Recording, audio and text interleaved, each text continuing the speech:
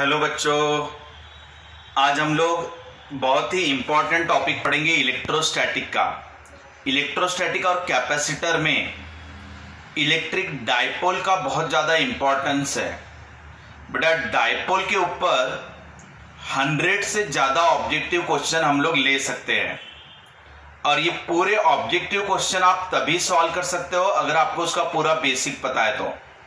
तो आज के लेक्चर में हम लोग नियरली 100 ऑब्जेक्टिव क्वेश्चंस JEE और नीट में आ सकते हैं इलेक्ट्रिक डायपोल के ऊपर जो बनाए जा सकते हैं, वो पूरे क्वेश्चन हम लोग आज डिस्कस कर रहे हैं। तो बराबर ध्यान दीजिए बेटा आज के लेक्चर पे। सबसे पहला पॉइंट, इलेक्ट्रिक डायपोल क्या होता है। सो इलेक्ट्रिक डायपोल यानी when two equal and opposite charges, जब दो इक्वल बोलने का मतलब ये भी क्यू है तो ये भी क्यू है, यानी दोनों इक्वल चार्ज ले लिए, दोनों का मैग्नीट्यूड सेम है बट अपोजिट इन साइन, यानी एक प्लस है तो एक माइनस है, और ऐसे दोनों अगर थोड़े डिस्टेंस पे दूर रहते हैं तो ये इलेक्ट्रिक डायपोल बनाते। अगर बेटा एक ही जगह पे प्लस और माइनस हो गए तो वो न्यूट्रल हो गया, तो ये डायपोल के कैटेगरी में नहीं आता। डायपोल का मतलब प्लस और माइनस में थोड़ा डिस्टेंस होना चाहिए और दोनों के मैग्नीट्यूड सेम रहने चाहिए, तब ये डायपोल कहलाएगा, यानी पोलर मॉलिक्यूल।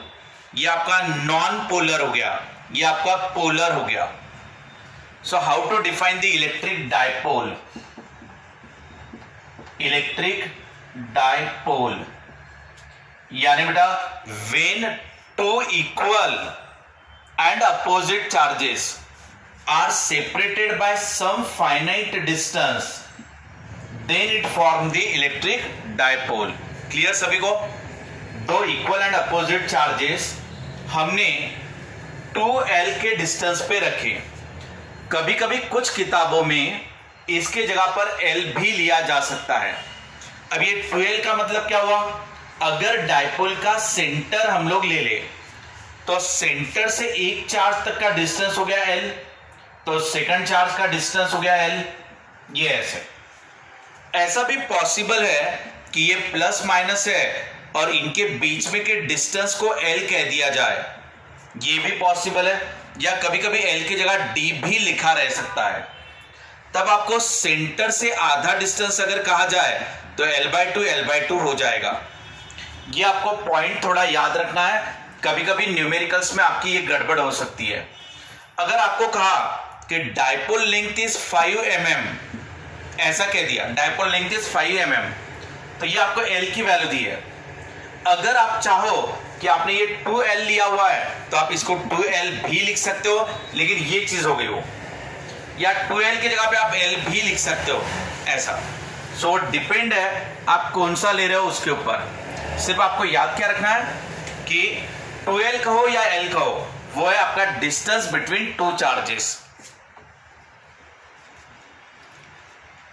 पहला पॉइंट हो गया बेटा हमारा डेफिनेशन का। अब हम लोग ऐसे टोटल 15 पॉइंट्स पढ़ेंगे और 15 पॉइंट्स में बहुत से ऑब्जेक्टिव क्वेश्चन कवर होंगे। Second point, electric dipole moment. Electric dipole moment को P लेटर से दिखाना, ठीक है।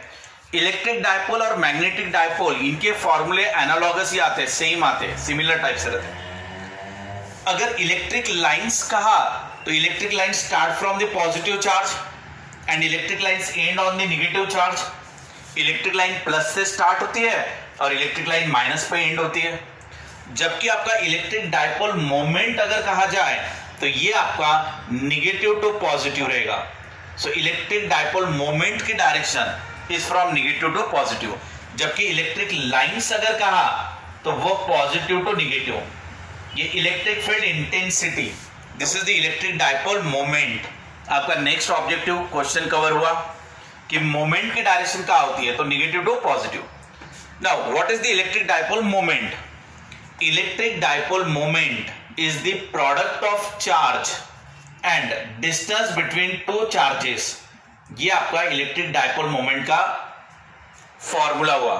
So electric dipole moment is the product of charge and distance between two charges.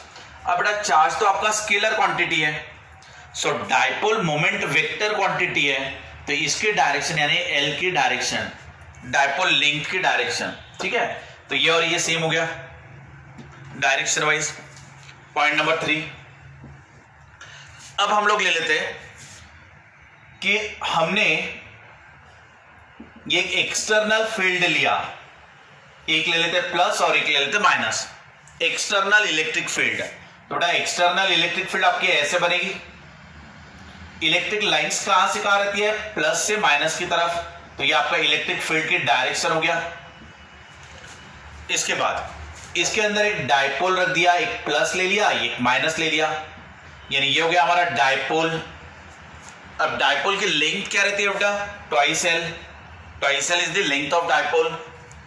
अब डायपोल मोमेंट की डायरेक्शन कहां रहेगी, नेगेटिव टू पॉजिटिव, तो ये रहेगा इलेक्ट्रिक डायपोल मोमेंट की डायरेक्शन। अब आप ये डायग्राम में चेक कर लो, ये हमारा प्लस से माइनस की तरफ यानी एक्सटर्नल इलेक्ट्रिक फील्ड ये ऐसे आ गई प्लस टू माइनस, और ये जो डायपोल है ये डायपोल का मोमेंट नेगेटिव टू पॉजिटिव यानी ये इस तरफ, ये डायपोल मोमेंट की डायरेक्शन। इस तरीके से आपको डायरेक्शन लेते आना चाहिए। इनके बीच में का जो एंगल रहेगा उसे आप थीटा कह दो।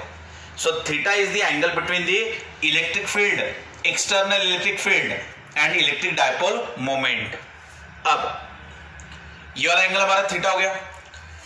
ये जो प्लस है ये प्लस प्लस को क्या करेंगे, रिपेल, तो इसके ऊपर फोर्स इस तरफ एक्ट होगा, और प्लस माइनस को क्या करेंगे, अट्रैक्ट, तो फोर्स इस तरफ एक्ट होगा। यानी ये जो हमारा डायपोल है एक प्लस और एक माइनस, इस तरफ से प्लस ने प्लस को रिपेल किया तो ये फोर्स इस तरफ एक्ट हुआ, और प्लस माइनस अट्रैक्ट होगा तो फोर्स इस तरफ एक्ट होगा, और ये आपकी डायपोल लेंथ, ठीक है बेटा। अब ये हो गया सेंटर, इनका परपेंडिकुलर डिस्टेंस लोगे तो ये हो जाएगा, ये हो गया हमारी डायपोल की लेंथ, और ये हो गया हमारा एंगल थीटा। तो बेटा ये हाइपोटेनियस हुआ, ये एडजेसेंट साइड हुआ, ये अपोजिट साइड हुआ, तो अपोजिट साइड क्या रहेगा तुम्हारा साइन थीटा, ये 12 साइन थीटा हो गया। अब आपका कोई भी एक डायपोल पे दो equal and opposite force act हो रहे होंगे तो ये क्या कहलाएगा, टॉर्क। समझ में आ रहा है? अगर हम सिर्फ ऐसा लेके जाते हैं तो इसको फोर्स कहते हैं, लेकिन अगर दो इक्वल एंड अपोजिट फोर्स लगे तो इसे क्या कहते हो आप, टॉर्क। अब इसके ऊपर इस तरफ एक फोर्स एक्ट हो रहा है, दूसरा फोर्स इस तरफ एक्ट हो रहा है, और दो फोर्स के बीच में परपेंडिकुलर डिस्टेंस ये हो गया, तो ये जो टॉर्क एक्ट होगा इसके ऊपर वो हम लोग ले लेंगे torque tau equal to force into perpendicular distance. अब फोर्स कैसे निकालोगे बेटा, इंटेंसिटी का फॉर्मूला रहता है force per unit charge. Intensity का फॉर्मूला आप याद रख लेना। What is the formula for intensity, intensity is force per unit charge. Therefore force equal to कितना मिलेगा, force is charge into intensity. ये देख लो बेटा, intensity is force per unit charge, so force equal to intensity into charge. अब आप इसको रख दो यहाँ पे, फोर्स यानी charge into intensity. Perpendicular distance between two forces, ये वाला फोर्स और ये वाला फोर्स, ये दो फोर्स के बीच में परपेंडिकुलर डिस्टेंस आ रहा है तुम्हारा 2l साइन थीटा। इसको मैं रीअरेंज करता हूं, q इंटू 2l इंटू ई साइन थीटा, ऐसा रीअरेंज कर दिया। अब बेटा ये q इंटू 2l क्या होता है हमारा, आप चेक कर लो, यहां पे लिखा हुआ है बेटा आपने q इंटू 2l, क्या है ये हमारा electric dipole moment. q into 2l is nothing but p, सो इसको लिख दो p, ये हो गया e और ये हो गया साइन थीटा। सो हमारा टॉर्क का फॉर्मूला बना p sine theta. So when dipole is kept in external electric field, then torque act on the dipole। ये डायपोल के ऊपर क्या एक्ट होगा, टॉर्क, जिसकी वजह से ये आपका घूमेगा, और वो टॉर्क का फॉर्मूला हमने निकाल दिया P sin थीटा। अब आगे देखते बेटा,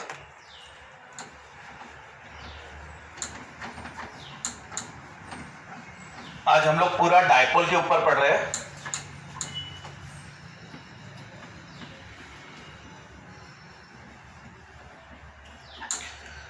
अब जो हमारा फॉर्मूला बना torque equal to P E sine theta, अब इसको वेक्टर फॉर्म में कैसा लिखा जा सकता है? ये हो गया मान लो स्केलर में, यानी मैग्नीट्यूड वाइज।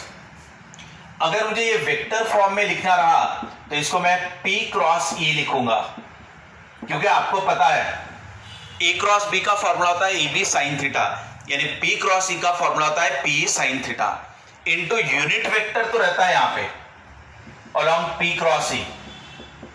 यस, ये होगा बेटा वेक्टर फॉर्म में। इसको अगर मैं P को PXI plus PYJ plus PZK कह दूं, और अगर मैंने इंटेंसिटी को EXI plus EYJ plus EZK कह दूं, ठीक है, अगर मैंने ऐसा लिख दिया तो मेरा टॉर्क का फॉर्मूला क्या बनेगा बेटा? ये हो जाएगा IJK, और टॉर्क होता है हमारा P क्रॉस E, तो ये लिख लो PX PY PZ EX EY EZ। ये भी मेरा फॉर्मूला रह सकता है न्यूमेरिकल सॉल्व करने के लिए। एक एग्जांपल लेके देख लेते हैं।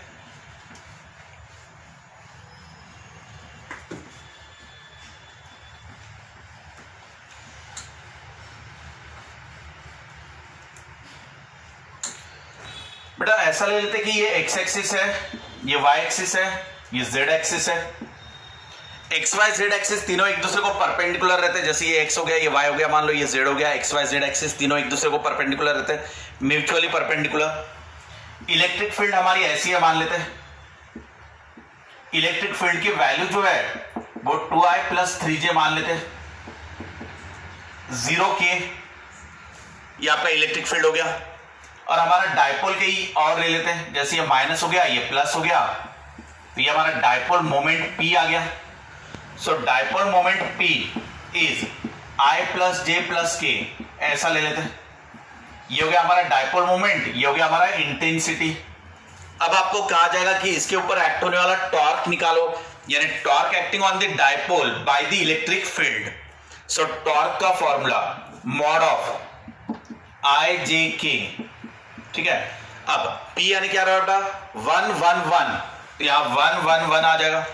ये कितना है 230, क्योंकि यहां पे प्लस 0K रहेगा, कुछ नहीं है यानी 0 है वहां पर, तो आप ले लो 230, ये ले लिया आपने 230। फिर आपको डिटर्मिनेंट सॉल्व करना आता है, ये हो गया I, ये इंटू ये माइनस ये इंटू ये, यानी बचेगा 0 minus 3 minus of J। Mod solve करना आता है सबको। अब ये इंटू ये माइनस ये इंटू ये, यानी 0 माइनस 2 प्लस K। अब आप ले लो ये इंटू ये माइनस ये इंटू ये, तो 3 माइनस 2, ऐसा हो गया, यानी ये हो गया बेटा -3I minus minus plus 2J, और ये हो गया आपका 1K। ये आपका टॉर्क हो गया इन वेक्टर फॉर्म। अगर मुझे टॉर्क का मैग्नीट्यूड निकालना रहा तो मैग्नीट्यूड कैसे निकालूंगा मैं? अंडर रूट ऑफ इसका स्क्वायर प्लस इसका स्क्वायर प्लस इसका स्क्वायर, यानी ये हो गया आपका -3 उसका स्क्वायर प्लस ये आपका 2 का स्क्वायर प्लस ये 1 का स्क्वायर, ऐसा हो जाएगा। यानी ये हो गया बेटा 9 प्लस 4 प्लस 1, यानी ये हो गया अंडर रूट ऑफ 14। ये आपका टॉर्क का मैग्नीट्यूड हो गया। टॉर्क का यूनिट क्या रहेगा? न्यूटन मीटर, क्योंकि टॉर्क यानी होता है force into perpendicular distance. So force is newton, perpendicular distance is metre. So newton metre में आपका आंसर आ जाएगा। ये हो गया अपना टॉर्क। न्यूमेरिकल के साथ साथ कुछ और कंडीशन आपको पूछे जा सकते हैं टॉर्क के ऊपर। अब हम लोग 2-3 ऑब्जेक्टिव क्वेश्चन और देखते हैं टॉर्क के ऊपर।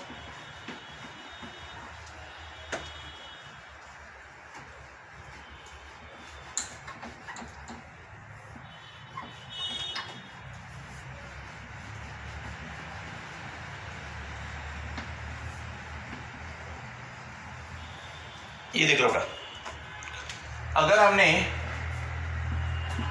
एक्सटर्नल इलेक्ट्रिक फील्ड ऐसे ले ली +2 माइनस, ठीक है ना, और हमने डायपोल को ऐसा रखा माइनस प्लस, तो बेटा डायपोल मोमेंट की डायरेक्शन कहां से कहां है, नेगेटिव टू पॉजिटिव, यानी ये ऐसा moment, dipole moment is from negative to positive और electric field plus to minus, तो दोनों की डायरेक्शन सेम आ गई, तो थीटा कितना होगा बेटा 0, साइन 0 की वैल्यू क्या रहती है 0, यानी टॉर्क कितना एक्ट होगा 0, ये हो गया एक चीज।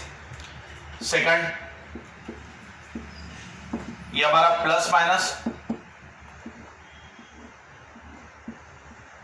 बेटा ये एक्सटर्नल इलेक्ट्रिक फील्ड हो गई, ठीक है ना। अब इसमें डायपोल को हम लोग ऐसा रख लेते हैं माइनस प्लस, ये ऐसे, ठीक है। अभी हमारा मोमेंट का आएगा ऊपर माइनस टू प्लस, यानी इलेक्ट्रिक डायपोल मोमेंट P ऐसा आ गया माइनस से प्लस की तरफ डायपोल मोमेंट, और इलेक्ट्रिक फील्ड आ गई प्लस टू माइनस, दोनों के बीच में एंगल क्या बना 90 डिग्री। सो टॉर्क का फॉर्मूला क्या था P साइन थीटा, यानी साइन 90, साइन 90 की वैल्यू क्या रहती है 1, यानी टॉर्क आपका मैक्सिमम मिलेगा दैट इज P इंटू ई। और एक चीज बताओ बेटा, P क्या होता है हमारा Q इंटू 2L, और E क्या रहता है हमारा फोर्स पर यूनिट चार्ज, ये हमेशा याद रखना।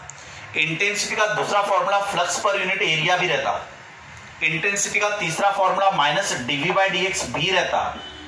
ऐसे इंटेंसिटी के भी अलग अलग फॉर्मूले आप याद रखना।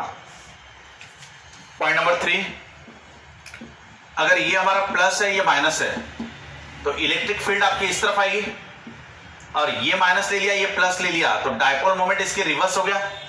सो dipole moment is from negative to positive, और इलेक्ट्रिक फील्ड इस तरफ हो गई, तो थीटा कितना बना 180 डिग्री, साइन 180 की वैल्यू 0, तो इस पे भी टॉर्क कितना एक्ट होगा 0। ये चीज आपको ध्यान दे देना है, ठीक है। कब वो क्लॉकवाइज घूमेगा कब एंटी क्लॉकवाइज घूमेगा वो आप यहां से देख सकते हो। अगर ये प्लस है माइनस है, प्लस प्लस को रिपेल करेगा माइनस अट्रैक्ट करेगा, तो ये क्लॉकवाइज घूमेगा। और अगर ये माइनस ले लिया और ये प्लस ले लिया, ठीक है ना बेटा, ये हमने माइनस लिया ये प्लस लिया, so minus plus attract minus plus plus repel, तो इस वक्त टॉर्क कहां पर एक्ट होगा एंटी क्लॉकवाइज, तो उसके डायरेक्शन आप P क्रॉस E करके ले सकते हो।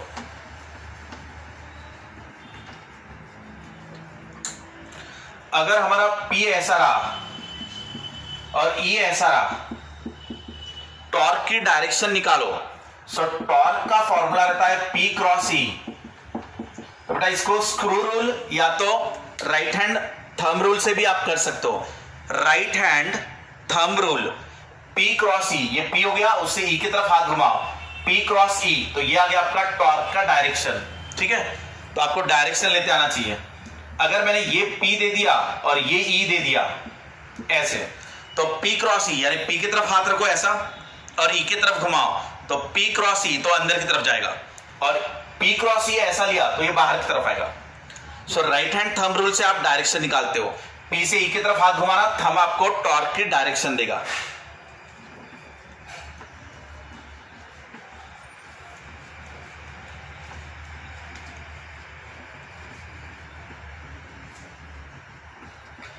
अब हमें निकाला है वर्क डन।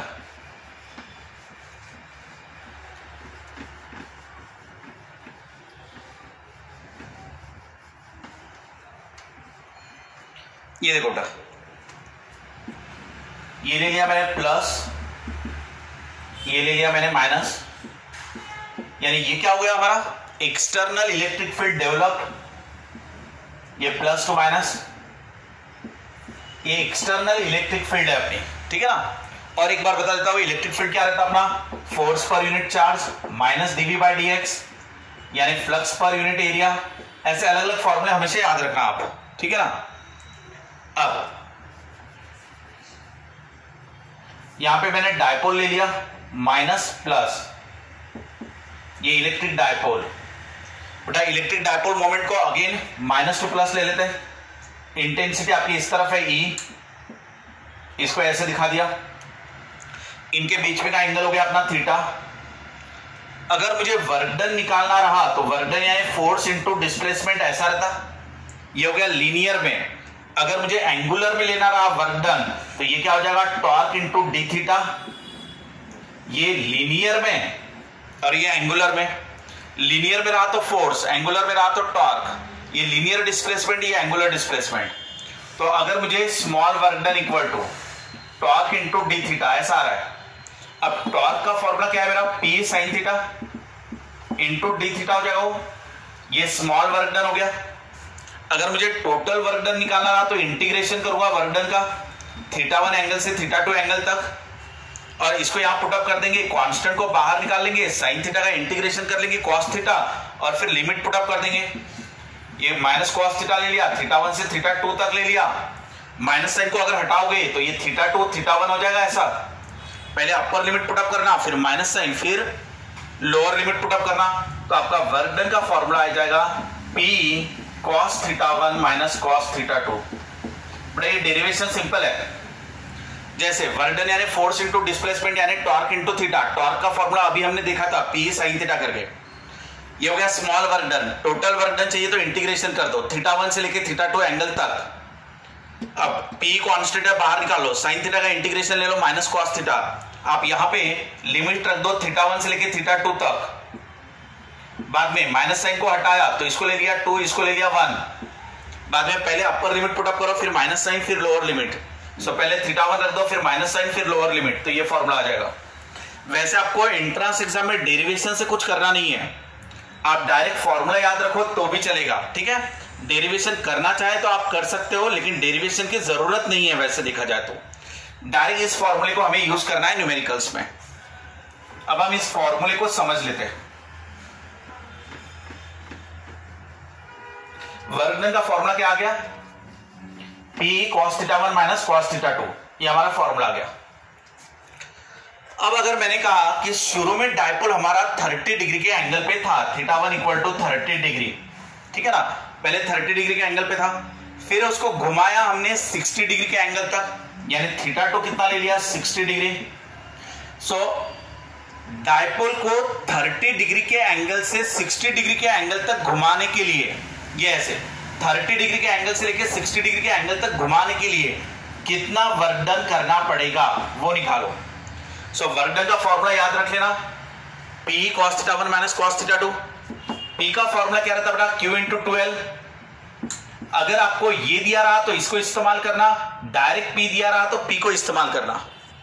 इंटेंसिटी के जगह पे फोर्स पर यूनिट चार्ज भी ले सकते हैं आप लोग, या फ्लक्स पर यूनिट एरिया, या माइनस dV/dx, या और कोई फॉर्मूला रहा तो वो भी ले सकते हो, या तो फिर अगर आपको इंटेंसिटी दिया है तो डायरेक्ट ले लो, ये ऐसे। अब ये हो जाएगा तुम्हारा cos 30 माइनस cos 60, ऐसा हो जाएगा।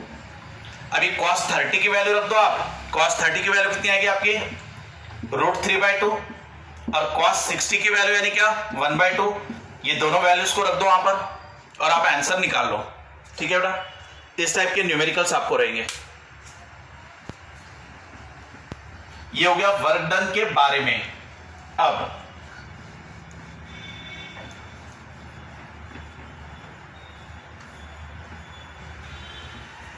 अगर हम एक्सटर्नल फील्ड के अगेंस्ट में वर्क डन करते हैं, जैसे ये वाले मार्कर को अर्थ नीचे की तरफ खींच रही है, ये ऐसे अर्थ नीचे की तरफ खींचेगी, अगर हम अगेंस्ट दी अर्थ इसको ऊपर उठाना चाहे तो हमें वर्क डन करना पड़ता, और वो वर्क डन उसके अंदर एज अ पोटेंशियल एनर्जी करके स्टोर होता।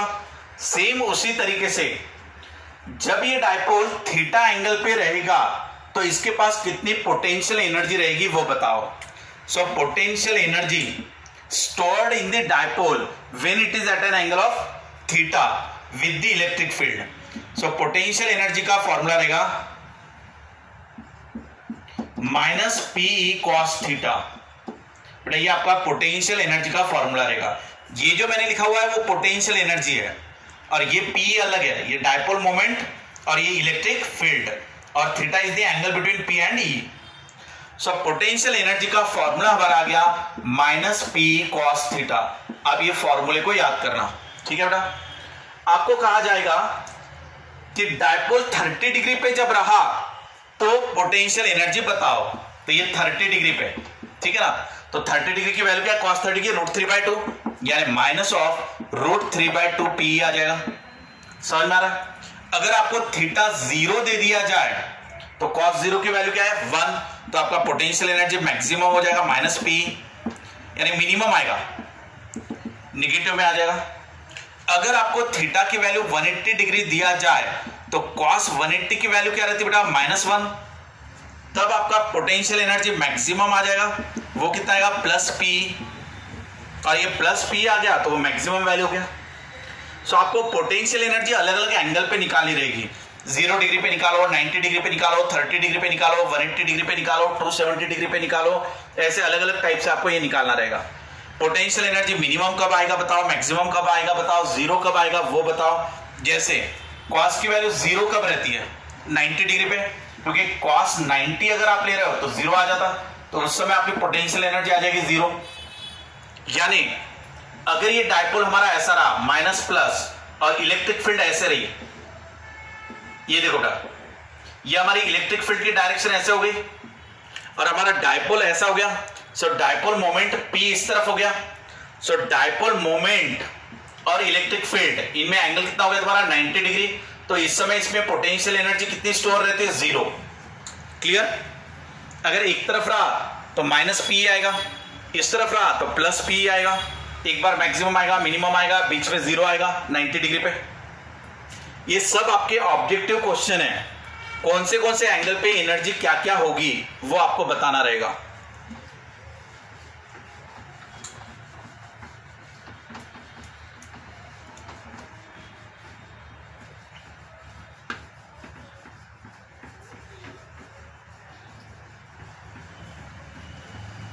अभी हम लोग देख लेते हैं कि हमने डायपोल से रिलेटेड क्या क्या पॉइंट्स पढ़े और फिर उसके आगे के पॉइंट्स लेंगे। पहला बेटा, डायपोल के ऊपर या चार्ज के ऊपर कितना फोर्स एक्ट होता है, तो इंटेंसिटी यानी फोर्स पर यूनिट चार्ज, तो आपका force equal to intensity into charge, ये एक पॉइंट याद रखना। यानी ये प्लस पे कितना फोर्स एक्ट होता वो हो गया। सेकंड, डायपोल मोमेंट क्या रहता, Q इंटू 2L, ये डायपोल मोमेंट हो गया आपका। थर्ड पॉइंट, हमने क्या निकाला था, टॉर्क। टॉर्क यानी क्या फॉर्मूला कितना आया था, P sin थीटा, यानी आप इसको P क्रॉस E भी लिख सकते हो वेक्टर फॉर्म में, ये P क्रॉस E भी लिखा जा सकता, या टॉर्क का फॉर्मूला P sin थीटा याद रखना। इसके बाद वर्क डन का फॉर्मूला क्या है बेटा, P cos theta 1 minus cos theta 2, ये वर्क डन का फॉर्मूला आ गया। Potential energy stored in the dipole क्या है formula, minus P cos theta, ये एक फॉर्मूला हो गया।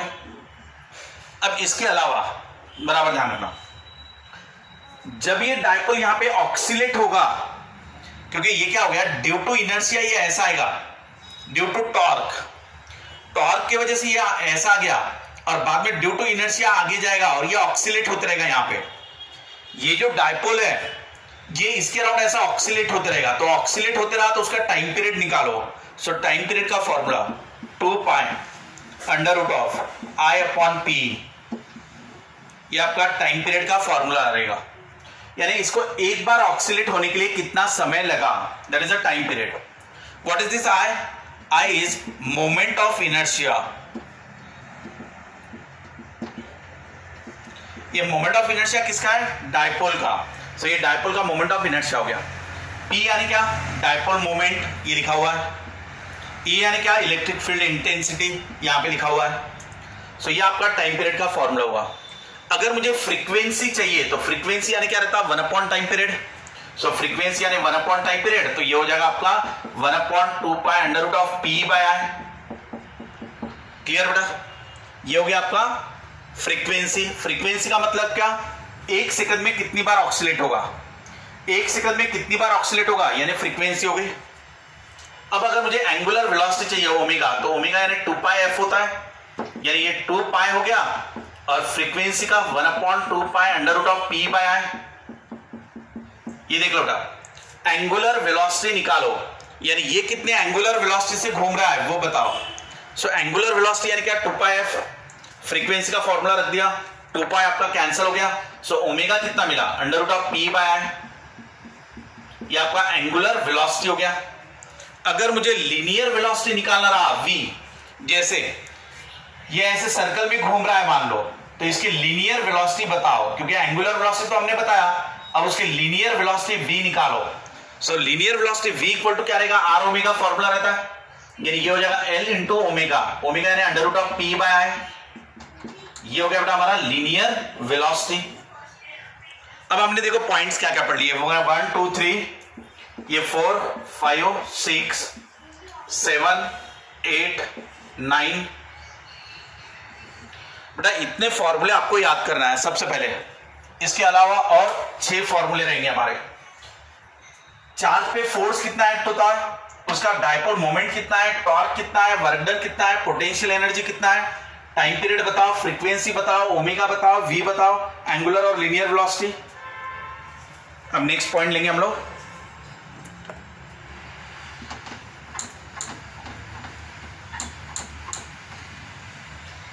डायपोल आपका मेन टॉपिक है, और जिस तरीके से आप इलेक्ट्रिक डायपोल पढ़ते हो उसी तरीके से मैग्नेटिक डायपोल पे भी क्वेश्चन बनते हैं।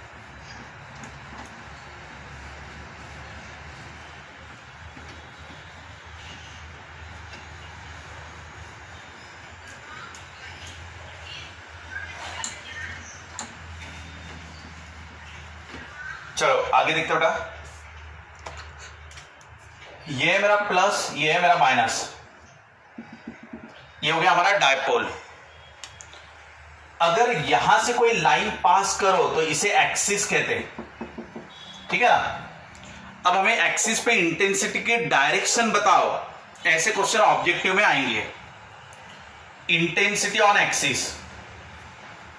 अब देखना बेटा, चार्ज तो आपके इक्वल रहते हैं, इक्वल एंड अपोजिट। इनके बीच में का डिस्टेंस क्या रहता है, 12। आधा डिस्टेंस क्या रहता है, L। यहां तक क्लियर है सबको। सेंटर से लेके यहां तक का जो डिस्टेंस रहेगा उसे मैं कह दूंगा R, स्मॉल r। पहले आप टर्म्स बराबर देखना, कहां पे क्या लिखा हुआ है वो बराबर देख लिया करो। प्लस माइनस में का डिस्टेंस 12, प्लस पे चार्ज क्या है Q, माइनस पे चार्ज क्या है Q। डायपोल के सेंटर से उस पॉइंट तक का डिस्टेंस इसे कह दिया R। अब मुझे इंटेंसिटी निकालना है एक्सिस पर, तो एक्सिस पे इंटेंसिटी निकालने का formula 1/4πε0 2πr upon r² minus l², उसका स्क्वायर। ये आपका फॉर्मूला रहेगा बेटा। इस फॉर्मूले को 15-20 बार लिखकर अच्छे से याद कर लेना। इंटेंसिटी ऑन एक्सिस, वैसे आप इसको डिराइव कर सकते हो, डेरिवेशन भी है। प्लस के लिए इंटेंसिटी निकालो, माइनस के लिए इंटेंसिटी निकालो, फिर वेक्टर एडिशन करके उसको सॉल्व करो, आपका फाइनल फॉर्मूला ये आएगा, ठीक है। आप डायरेक्ट फॉर्मूला याद रखना, intensity on axis 1/4πε0 2πr upon r² minus l² का स्क्वायर। सभी टर्म्स की मीनिंग यहां पर दिखाए हुए है। P क्या रहता, Q इंटू 12, ये वाला यहां पे जो लिया है। बाकी सभी टर्म्स क्लियर है। 1/4πε0 इज ए कॉन्स्टेंट, इसकी वैल्यू 9 इंटू 10⁹ रहती है, ये भी सभी को पता है। इसके बाद अब क्वेश्चन कैसे बनेंगे बेटा, मुझे बताओ कि डायपोल मोमेंट P और इंटेंसिटी दोनों की डायरेक्शन सेम आएगी या अपोजिट आएगी, वो पूछा जाएगा। अब आप देखना बेटा, प्लस वाला जो चार्ज है वो यहां से बहुत दूर है और माइनस वाला चार्ज जो है जो वो नजदीक है, तो इंटेंसिटी प्लस की वजह से कहां पर आएगी, line start from the positive charge, तो ये इंटेंसिटी ड्यू टू पॉजिटिव इस तरफ आएगा, और lines end on the negative charge, तो electric lines end on the negative charge, तो इंटेंसिटी इस तरफ आएगी। आप देख लो बराबर, ये प्लस से लाइन स्टार्ट होती है तो यहां से लाइन स्टार्ट होगी तो इंटेंसिटी इस तरफ आएगा, और माइनस की वजह से यहां पे इंटेंसिटी इस तरफ आएगा क्योंकि lines end on the negative charge. ये वाला चार्ज नजदीक है तो इसकी इंटेंसिटी ज्यादा ताकतवर रहेगी, और ये वाला दूर है तो इसकी इंटेंसिटी कम ताकतवर रहेगी। तो मुझे बताओ नेट डायरेक्शन कहां पर मिलेगी, तो इंटेंसिटी की नेट डायरेक्शन इस तरफ मिलेगी। ये बराबर ध्यान दो बेटा, नेट डायरेक्शन इस तरफ आ गई। इलेक्ट्रिक डायपोल मोमेंट कहां से होता है, कहां से कहां पर, इलेक्ट्रिक डायपोल मोमेंट, डायपोल का मोमेंट, ये डायपोल डायपोल का मोमेंट रहता है निगेटिव टू पॉजिटिव, ये होता है डायपोल का moment is from negative to positive. So आपका डायपोल मोमेंट इस तरफ ही आ गया और नेट इंटेंसिटी भी इस तरफ आ गई, समझा बेटा? सो दोनों सेम डायरेक्शन में आ गई। तो ये आपका ऑब्जेक्टिव क्वेश्चन है कि डायपोल के एक्सिस पे इंटेंसिटी और डायपोल मोमेंट इनकी डायरेक्शन बताओ, इनके बीच में का एंगल बताओ, तो सेम डायरेक्शन आएगा। क्लियर? ये आपका एक ऑब्जेक्टिव क्वेश्चन है। इसके अलावा और एक चीज पूछा जा सकता है, इनके तो आपको सभी वैल्यूज दिए रहेंगे, आपको आंसर निकालना रहेगा। अब अगर डायपोल हमारा छोटा सा है और इंटेंसिटी हमें बहुत दूर निकालना है, इंटेंसिटी ऑन एक्सिस निकालो। अब देखो बेटा, यहां से यहां तक का जो डिस्टेंस है वो बहुत ज्यादा है, और अगर आप डायपोल की लेंथ देख रहे हो, आधी लेंथ, तो वो ये हो गई। सो डायपोल की जो लेंथ है वो बहुत ही छोटी है एज कंपेयर टू आर। जब डायपोल की लेंथ कम ले लिया एज कंपेयर टू आर, तो आप ये वाले लेंथ को निग्लेक्ट कर दो, तो इंटेंसिटी का फॉर्मूला क्या बनेगा? 1/4 pi epsilon naught 2pr upon r⁴। Check कर लो बेटा, L को मैंने निग्लेक्ट कर दिया, इसको हटा दिया, तो ये r स्क्वायर का स्क्वायर हो जाएगा, क्योंकि ये हट गया। तो अगर ये हट जाएगा तो r स्क्वायर का स्क्वायर हो गया वो, यानी r⁴ ये आ गया। ये एक r और ये एक r कैंसिल हो जाएगा। सो एक r अगर कैंसिल हो गया तो यहां पे r का क्यूब बचेगा। ये आपका फॉर्मूला रहेगा इंटेंसिटी ऑन एक्सिस। ये किसके लिए बेटा? शॉर्ट डायपोल के लिए। अगर आपको कहा शॉर्ट डायपोल, डायपोल बहुत छोटा है, तो ये फॉर्मूला यूज करना, अदरवाइज आप ये फॉर्मूला यूज करना। यहां पे जो L² वाला था वो वाला। ये अलग अलग टाइप के ऑब्जेक्टिव्स लिए हमने इस पे।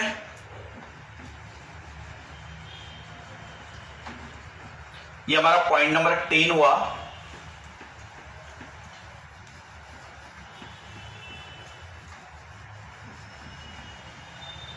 अब लेते हैं पॉइंट नंबर 11।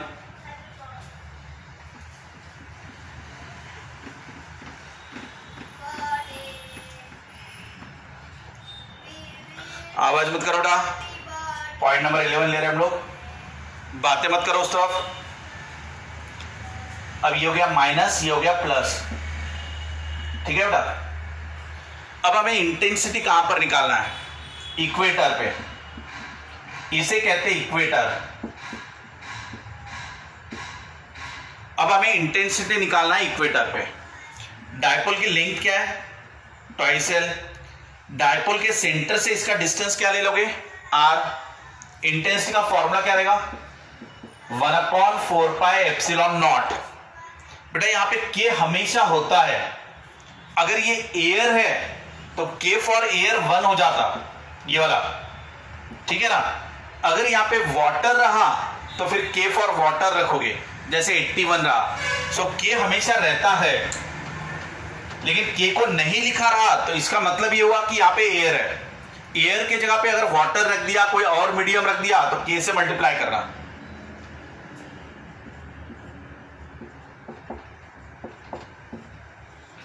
ये आपका फॉर्मूला है इंटेंसिटी ऑन इक्वेटर निकालने का। इस फॉर्मूले को भी आप 15-20 बार लिख के अच्छे से याद कर लेना। P क्या है वहां पर? Q × 2L। अब इसमें कौन सा क्वेश्चन आएगा आपको? इसमें भी आप डायरेक्शन वाला क्वेश्चन बताओ। जैसे अब डायरेक्शन के ऊपर कॉन्सेंट्रेट करना।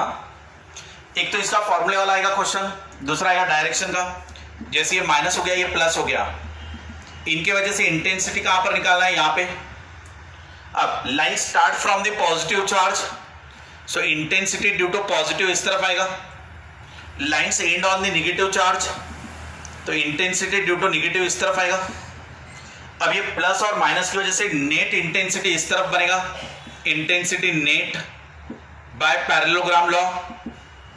ये आपका इंटेंसिटी नेट का डायरेक्शन आया।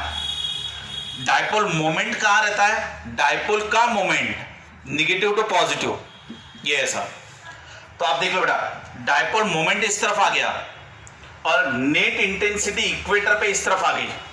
ये इंटेंसिटी नेट ऑन इक्वेटर। तो इक्वेटर के पॉइंट के लिए इंटेंसिटी और डायपोल मोमेंट इनकी डायरेक्शन अपोजिट हो गई। ये आपका नेक्स्ट ऑब्जेक्टिव क्वेश्चन है। क्लियर?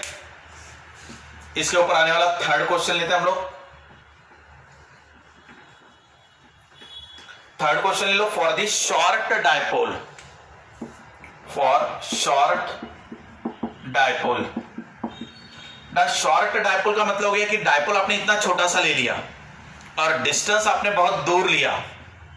इक्वेटर पे लेते हैं, जैसे ये वाला ले लिया, इंटेंसिटी ऑन इक्वेटर।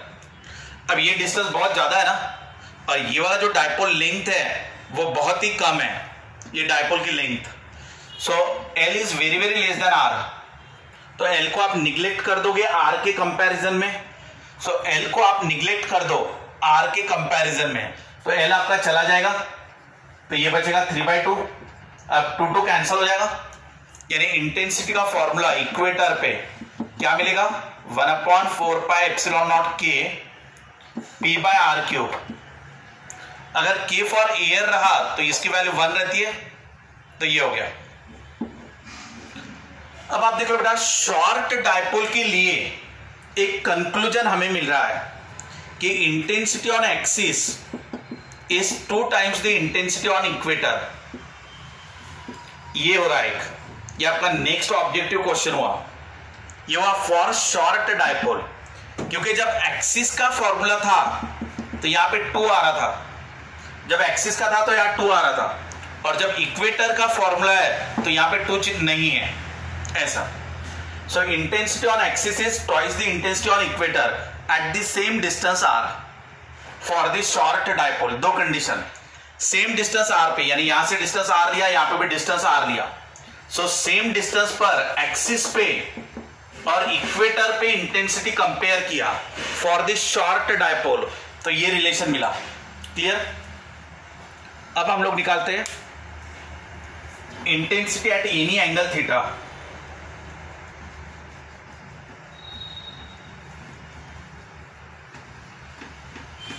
हमारे 4-5 पॉइंट्स बचे हैं।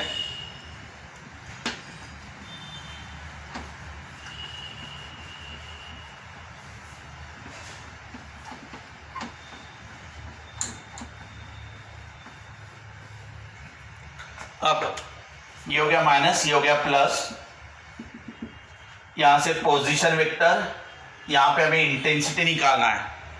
Intensity at any angle theta ये हम निकालना चाह रहे हैं। ये हमारा 12, आधा लेंथ रहेगा L, सेंटर से ये वाला डिस्टेंस R, पोजीशन वेक्टर, ये एंगल मान लेते थीटा। अब एट एनी एंगल थीटा पर इंटेंसिटी निकालो। बेटा line start from positive charge, तो इंटेंसिटी ड्यू टू पॉजिटिव इस तरफ आएगा, और lines end on the negative charge, तो intensity due to negative charge इस तरफ आएगा। ठीक है? और दोनों का मिला के नेट इंटेंसिटी अगर आप निकाल रहे हो, सो नेट इंटेंसिटी इस तरफ कुछ आएगा।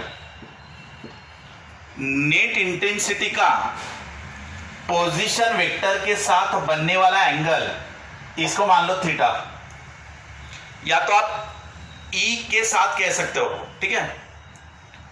ये वाला एंगल आप एक बार क्लियर रखना, ये हमारा इसके साथ एंगल बन रहा है। किसके साथ? ये वाले E के साथ नहीं बनेगा बेटा, ये अलग चीज है, ये अलग चीज है। तो ये जो पोजीशन वेक्टर R आ रहा है उसके साथ वाला एंगल मैं ले रहा हूं ये, और ये एंगल है फाई। क्लियर रखना आप, पोजीशन वेक्टर का यहां क्या एंगल, ये थीटा, और पोजीशन वेक्टर का इंटेंसिटी नेट के साथ वाला एंगल फाई। ठीक है? इसके बाद इसमें फॉर्मूला बनेगा tan of theta equal to half of tan of phi, इनके बीच में का रिलेशन। ये आपको रिलेशन पे क्वेश्चन आ सकता है। थीटा और फाई में फर्क याद रख लेना अच्छे से। पोजीशन वेक्टर का एंगल डायपोल के साथ, that is a theta. Position vector का ही नेट इंटेंसिटी के साथ angle, that is a phi. So tan theta equal to आपका tan phi equal to half of tan of theta आएगा। ये फॉर्मूला अच्छे से याद रख लेना। अब नेक्स्ट ऑब्जेक्टिव लेते हैं, intensity at any angle theta. इसका फॉर्मूला क्या है? तो इसका फॉर्मूला रहेगा 1/4 पाई एप्सिलॉन नॉट, ठीक है, P बाय R cube under root of 3 cos square theta plus 1। ये फॉर्मूला आएगा फॉर शॉर्ट डायपोल। ये intensity at any angle theta पे निकालने का फॉर्मूला। इस फॉर्मूले को भी आप अच्छे से याद कर लेना। इसको भी 15-20 बार लिख के अच्छे से याद कर लो बेटा। डायपोल मोमेंट P क्या रहता? Q into 2L। ये याद रखना। थीटा यानी एंगल, वो कहेंगे 30 डिग्री, 60 डिग्री, 70 डिग्री पे निकालो, तब आप उस पे निकाल लेना। ये हो गया।